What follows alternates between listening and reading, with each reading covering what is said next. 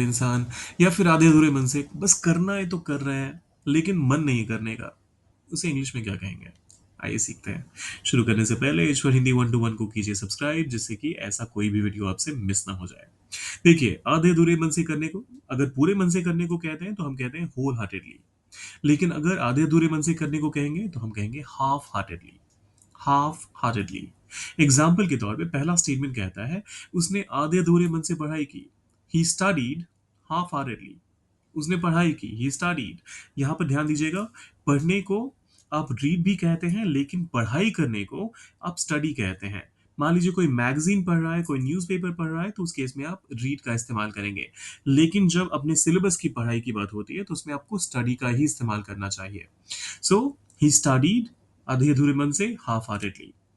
He studied half heartedly. दूसरा example कहता है, काम आधे अधूरे मन से करने से सफलता नहीं मिलती। Doing work half heartedly never bring success. Doing work half-heartedly never brings success.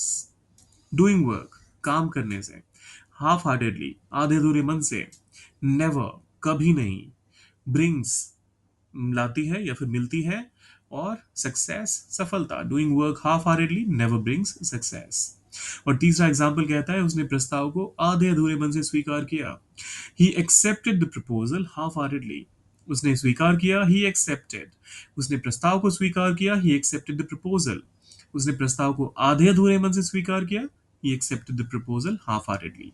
अब ये आखिरी वाला आपको ट्रांसलेट करना है, उसने आधे अधूरे मन से कोशिश की।